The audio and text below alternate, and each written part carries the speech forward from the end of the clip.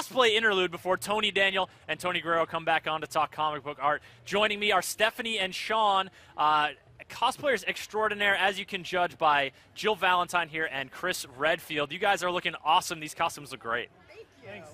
Wow. So what? I have never cosplayed at Comic-Con before. It's hard to believe because so many people do it. But what is your favorite thing about it? Oh man, there's a lot. I think ultimately my favorite part is commiserating when it's the two of us, since we usually cosplay as a group. Meeting a bunch of other fans of the game or whatever else we're wearing, just like, man, I gotta stop and talk to you about this one boss, and I want to take a picture of you two, and that's it. Commiserating and just being among like-minded people. And it's the fan reaction. Yeah. Especially with Resident Evil, there's a huge following of people of all ages, like, oh, Resident Evil, like that's my game. That's what I love. Absolutely. And then, you know, like I also dress up as a stormtrooper, and especially the reaction you get from little kids. That's the just most like exciting. eyes wide. Definitely. It's that golden moment where those kids are like, holy crap, what am I looking at right now? They're the best. Like, I walked by one kid today who was posing next to some guys from Adventure Time. His eyes are huge, and he couldn't have been more than like 6, looking up at his mom going, Mom, I am so freaking out right now. And I died. And that's it. That's why. Mom, I'm so freaking out right now. Have you had any people ask you to punch boulders? Punch boulders, no. I get people asking me if, you know, I want a Jill sandwich a lot. Oh, yeah, I'm sure. A lot. The master of unlocking. Like a lot. Yeah. The master of unlocking. Well, let's talk about the actual costumes for a second here, because, you know, like, how long does it take you to assemble it? Like, talk a little bit about the creation process. Okay. Well, with a recreation, it really depends. Like, this is probably an exception, since a lot were assembled pieces from Armory Surplus or, you know, wherever you can get gear like BDU pants. But for me, I did actually make a few of these pieces. A shirt I sewed, just because I was surprised at how hard it was to find like a powder blue shirt. I'm like, I'm gonna make it. Why not? All right. Let's make this happen. This is my pride and joy. Shoulder pads? Yeah, my pillows, portable pillows.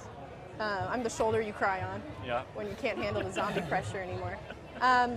They're basically, for me, when I look at something, a render from a video game, and I try to imagine how the heck am I supposed to make this exist in real life, it takes, you know, I do a lot of sketching. I'll do some prototypes, I'll cut out some fabric and figure it out from there. I mean, these are essentially pillowcases, stuff with, you know, I think quilt matting, sewn together. I was up until like 2 a.m., went to sleep for a couple hours, woke up and like rolled back into my chair and started sewing at it again. Grueling. Worth it. Worth it? They've held together for a while, except for these little fraying things, but I mean, that's more specific to this costume, which ultimately was pretty easy, since these were really the only 2 parts that I had to sew or make by hand. The rest was just assembly. Cool. I mean, mine was kind of lazy. What's nice about Resident Evil is it's modern day, so you can find a lot of stuff. Yeah. The pants. I mean, Chris wears a plain white T-shirt in the first game, so it's really easy.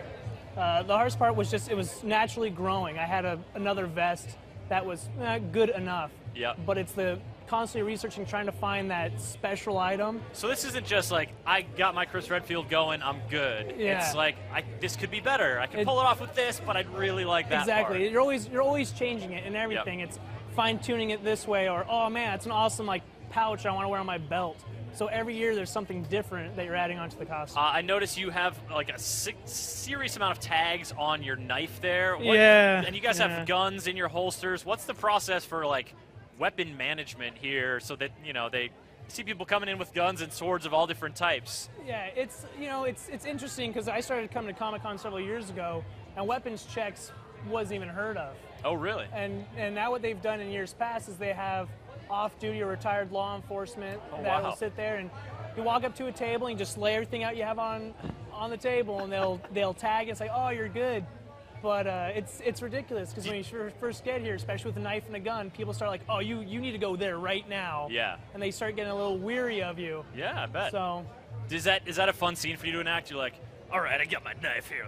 Like, pull out the gun, he's slamming it down. Don't even care. Well, the best part is the reaction of these law enforcement officers, because sometimes they'll come in and it's like, it's a super soaker that's painted, no problem. But then you lay down stuff that they look at it for a second like, that's fake, right? That's fake. Like, yeah, it's fake. Like, that's like, pretty I can tell cool. by the fact that it has no trigger that you are no threat to us. Yeah. There's so no barrel or anything like that. In fact, it's all rubber, so you're probably good.